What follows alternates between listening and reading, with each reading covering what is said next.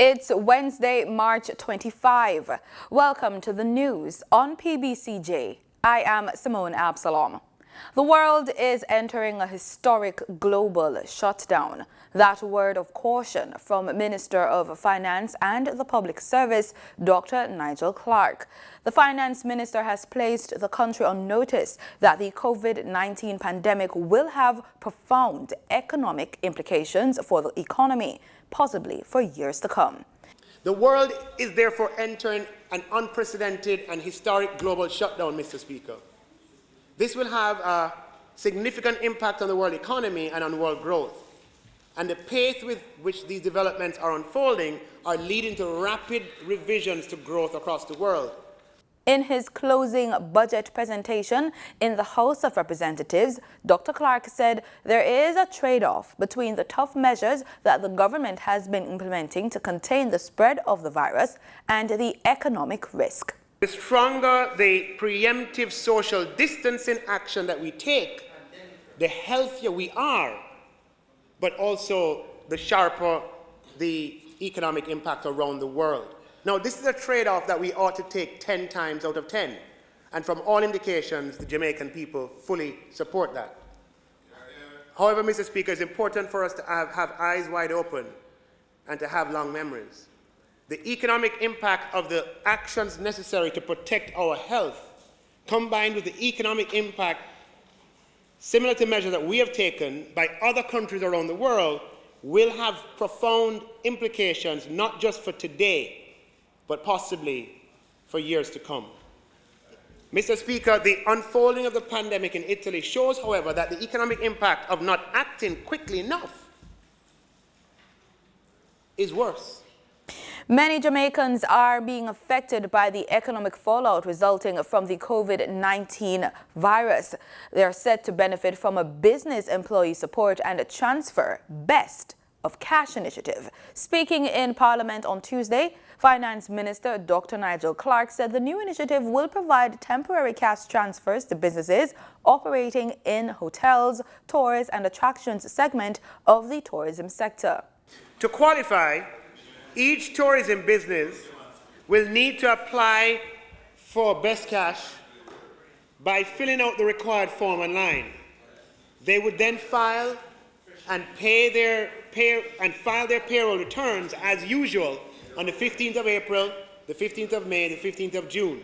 And for each employee with taxable income that is less than the threshold of 1.5 million that they keep in their employ, right, the government will transfer funds at a rate of $9,000 per fortnight to that tourism-related business by direct transfer to their bank account, paid monthly, Mr. Speaker.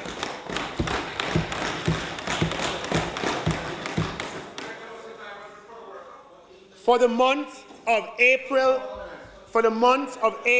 May, and June, Mr. Speaker, that will equate to $54,000 for each employee that they retain whose taxable income is less than $1.5 million.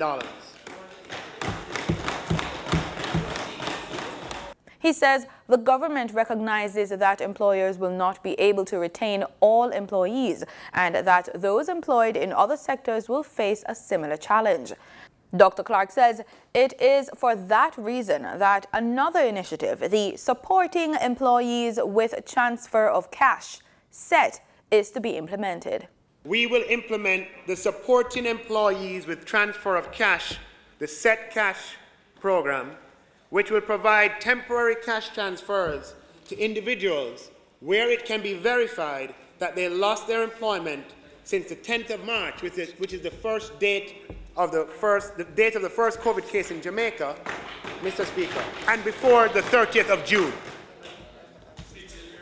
Employees, Mr. Speaker, will be required to apply online, filling out an online application where they'll provide details on themselves and the employment that they lost.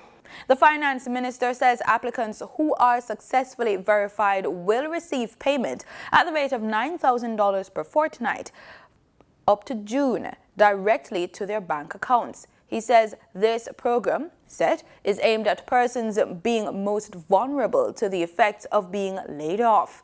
The two initiatives will fall under the government's broader COVID assistance program, and they're expected to cost the government $5.9 billion.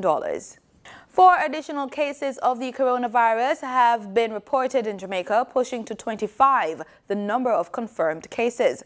The health ministry says of that total, 17 are imported, 7 related to the imported cases, and 1 remains under investigation. 6 of the 25 confirmed cases have been reported in the past 2 days. The health ministry says 2 males, both 61 years old, with a travel history that includes Trinidad, London, Egypt, and Dubai. They arrived in Jamaica on March 11. A 51-year-old Jamaican resident from Westmoreland with no travel history, but who was a contact of 2 previously confirmed cases. A 58-year-old female of Kingston and St. Andrew address with a travel history from France, who returned to Jamaica on March 10. A 42-year-old male from Westmoreland with a travel history to the United Kingdom, who returned to Jamaica on March 12. A 61-year-old female from Clarendon with a travel history that includes New York, Spain, France, and the United Kingdom. She returned to Jamaica on March 18 on flight BA2263. She contacted the ministry's COVID helpline when symptoms developed. This triggered the rapid response team, and she was taken into isolation. 2 weeks after Jamaica's first imported coronavirus patient was confirmed, Prime Minister Andrew Holness says the disease has made a tremendous impact on the country. Jamaica's first patient tested positive on March 10. To date, at least 25 cases have been confirmed by the government. The disease has the medical and public health aspects to it. But once you get into the consideration of an epidemic, then you have the economic and social impact. And so far, because it is a novel virus, meaning we don't know, it's new to us, we don't know enough about it, it is having a tremendous impact on our ability to respond. Mr. Holness was speaking at the COVID-19 Digital Town Hall for Children and Youth on television and live broadcast through his social media platforms at Jamaica House on Tuesday. So it will have an impact on our economy, it will have an impact on our education system, it has already had impact on our transportation and trade. So the disease is not just you getting sick, but it is the ripple effect through our economy and society. And so far, as it has been turning out, this COVID-19 disease has had a tremendous impact, far greater than what we now understand to be the current influenza flu virus. He noted that the epidemic has a lifespan as a natural event, which lasted for 2 months in China, with a peak and then a decline in cases, which may happen in Jamaica. The Prime Minister also reiterated that the government has put measures in place to treat those infected and prevent further spread. The measures that we have put in place have been very effective so far in keeping down the number of new cases. But as we reach the inflection point, meaning as we transition from what is called clustering, that is, we are able to identify the cases in a geographic area, or we have some connections established for transmission. But when we start to get into what is called now the community spread, where we can't determine where the infection came from, that is, we can't say person X got ill because they came into contact with person Y. That means the virus is just generally in the community, and you could walk somewhere where the virus is on a surface, you could touch it, and you get ill. That now is when the disease will take off rapidly in the society. And from our assessment, we believe we're close to that point, we're getting to that point. He said the program will not be able to cover everyone. There will be specific rules that apply, and the government will explain fully how it intends to assist persons who would be affected. Jamaica is preparing to combat community transmission of the novel coronavirus COVID-19, and the Ministry of Health and Wellness is ramping up surveillance and testing. That announcement from Chief Medical Officer Dr. Jacqueline Besesser Mackenzie. What community transmission means is that you are now identifying within the community persons that you cannot link to an imported case or a contact with an imported case.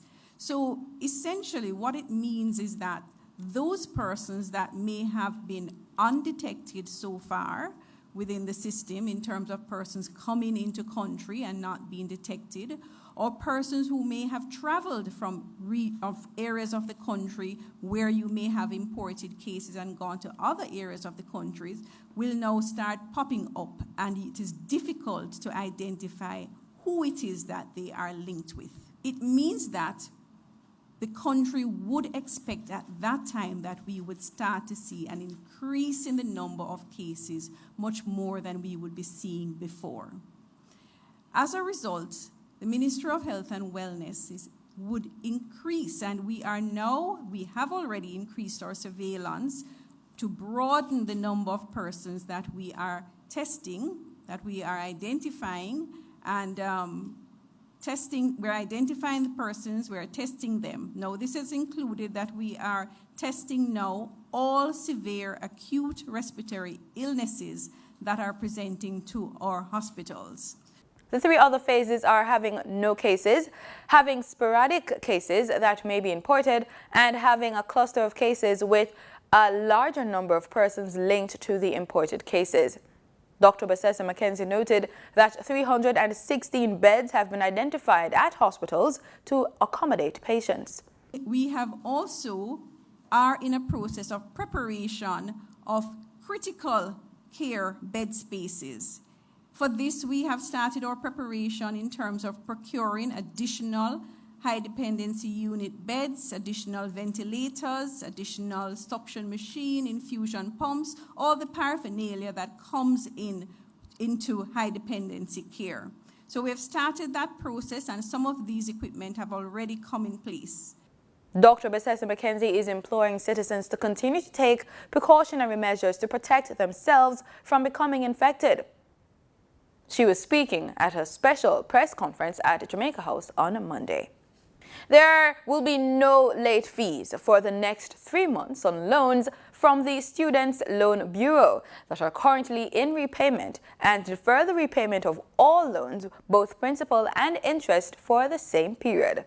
That announcement from Finance Minister Dr. Nigel Clark in his closing budget statement in the House of Representatives. The Student Loan Bureau has already extended the moratorium period such that a graduate now has 14 months to begin payment after graduation instead of the 6 months that existed before.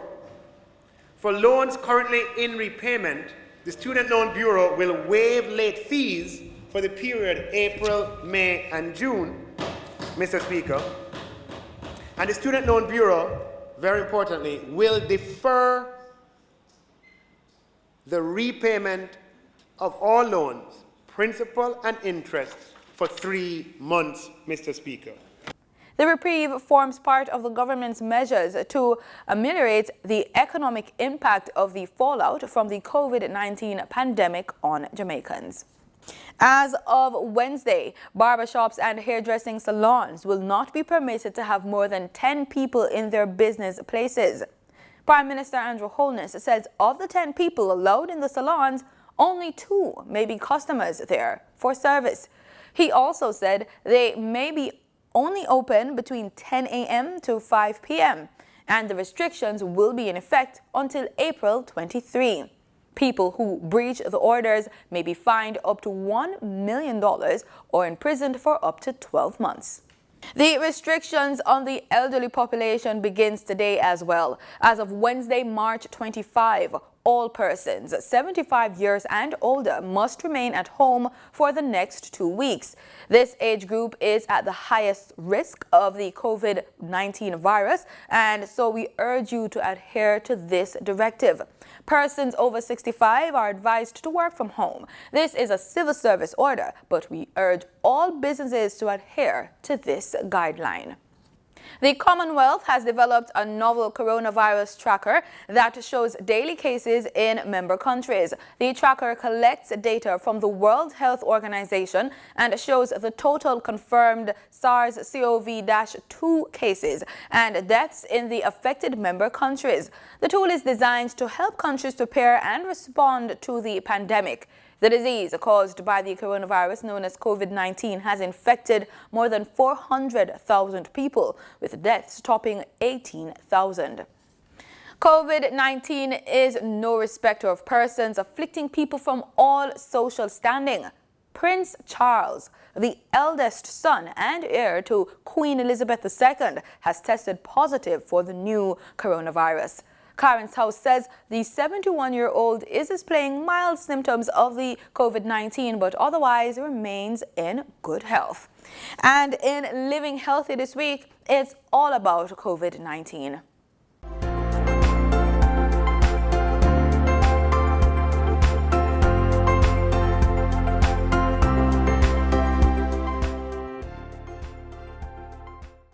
Beginning Wednesday, March 25, 2020, all persons 75 years and older must remain at home for the next 2 weeks. This age group is at the highest risk for the COVID-19 virus, and we urge you to adhere to this directive. Founder and CEO of the Caribbean Community of Retired Persons CCRP, Jean Laurie Chin, has some tips for our senior citizens. In the case of banks and government offices, from my understanding, they do have special facilities for seniors and they have seating. But you know, at this point, I think the most important thing that I can say to Jamaica seniors is to stay at home. Anything that needs to be done in these offices, try to get someone to do that so you do not come into contact with other persons. Because of course our seniors are at high risk. Yes, I do note that more of our seniors are going online to use the medical online service, and I hear that they used to have about 10 calls per day. Now they're having about 100 calls per day. In the case of CCRP, we are posting tips, circulating tips, urging our members to stay indoors, and our caring committee and all other volunteers are calling those members who have requested calls, because you know some of our seniors are feeling a bit anxious in these times, and so we offer this service. We have said to them, send us your name and number and we will assign one of our volunteers to calling you and to continue calling and checking on you. We cannot emphasize too much the importance of the relatives who go and come to these households to sanitize, to ensure that they sanitize shoes, clothing, even shopping, and to learn distancing. You know, you want to hug up grandma, but you know, just blow her a kiss. Well, let's say bow to her, because maybe if you blow her a kiss, you'll touch your face. But please practice social distancing even at home, and sanitize regularly. It's so important to ensure that you protect your elderly at this time. To maintain good health and build immunity, please stock up on medications for chronic conditions. Stock up on hygiene products and sanitize. Wash your hands regularly and do not touch your face. Adhere to dietary requirements. Avoid alcohol and cigarettes. Do deep breathing, exercise, and quiet prayer or meditation.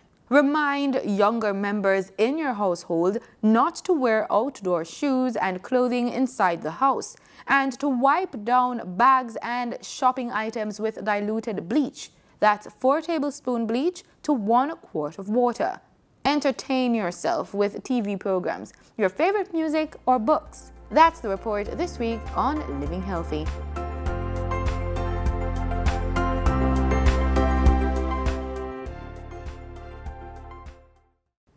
The US dollar is being traded at $136.97, up by 74 cents. That's according to the Bank of Jamaica's daily exchange trading summary. The Canadian dollar is being traded at $94.08, down from $95.04, while the British pound sterling is being traded at $159.89, up from $157.44. In regional news, the judicial hearing into the injunction against the Guyana Elections Commission continued on Tuesday. We get more from Anara Khan reporting for InfoHub. Following Tuesday's proceedings at the High Court, GCOM's attorney, Senior Counsel Neil Boston, stated that the matter of jurisdiction has to be established before they move forward. Before we started, the judge said to Mr. Mendez, but Mr. Mendez, you said you are going to raise the issue that the court does not have jurisdiction to hear Yulita Moore's application. So if the court does not have jurisdiction to hear Yulita Moore application. As such, it was agreed that applications should be filed and the matter will be called on Friday. So it was agreed that Mr. Mendez will file his arguments on jurisdiction by 2 o'clock tomorrow, and Yulita Moore lawyers will file a response by 2 o'clock on Thursday, and then we will come on Friday at 9:30 a.m. for arguments. The matter seeks to explore whether or not the court has a jurisdiction to have all statements of poll for District 4 be presented. This matter was brought before Justice Franklin Holder on Monday by 3 small parties, a New and United Guyana, the Liberty and Justice Party, and the New Movement, along with the People's Progressive Party. For InfoHub, Anara Khan. We look to Trinidad and Tobago, where the focus continues to be stopping the spread of the COVID-19 virus. The Trinidad Republic has closed its borders, and this is one of many measures taken to stem the spread of the virus. TTT's Kent Fuentes visited rural communities to see the effects of the measures being taken there. The COVID virus is now upon our shores, and today we begin our series COVID and the rural communities with a stop in the district of Mayaro. One of the major concerns in a crisis is food, and similar to supermarkets across the country, Persad's the Food King experienced a rush for foodstuff on the initial announcement of the measures taken to prevent the spread of the virus by government. What happened? A lot of people went panic buying. I would say panic buying in the sense of they don't know where or what will happen next. But presently they are shopping for their home and for their family into most of the things is like basic food stuff, as well as a lot of sanitizers, cleaning agents. Ms. Ragu believes a lack of information resulted in panic buying. So wherever you are, you could go to one of our branches and get full supply of food stuff. We don't have anything on shortage, and presently we have food for all. Like most supermarkets, Persad's the Food King has stepped up their sanitization, starting on entry, and they agree with government stance on the virus. First of all, they had asked that a lot of people keep away, but I am happy about that because you know what, you don't know who have it. But for those who choose to come out for the food stuff and to not be in the limelight and for not to be in the crowded areas, that is something I feel the government have done very well, and he has secured his community. Over the Mayaro market, vendors say sales have drastically slowed down. The people and them, they're not coming out. They get one, everybody afraid to come out. The place like a ghost town.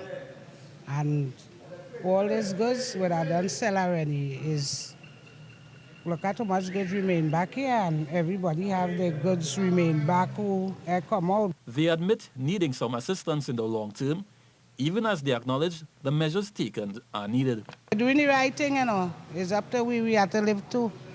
They're doing the right thing by keeping the people off the streets and thing, but still we have business doing too. Kent Fuentes, TTT News. In sports, the president of the Jamaica Olympic Association, Christopher Samuda, says the postponement of the Tokyo Olympic Games will have minimal financial implication on the association, as its business structure is set to withstand setbacks like this one. Yesterday, the International Olympic Committee announced that Tokyo Olympics 2020 is now Tokyo Olympics 2021, as it gave in to widespread cries for the Games to be postponed because of a global outbreak of the coronavirus. With the Games set to be held a year later than expected, some stakeholders have to extend their budgets to facilitate preparations for an additional year. Mr. Samuda, an attorney at law, told The Star that the JOA's contractual agreements allow it to come out or renegotiate without any financial loss. And that's the news on PBCJ. Remember, stay safe.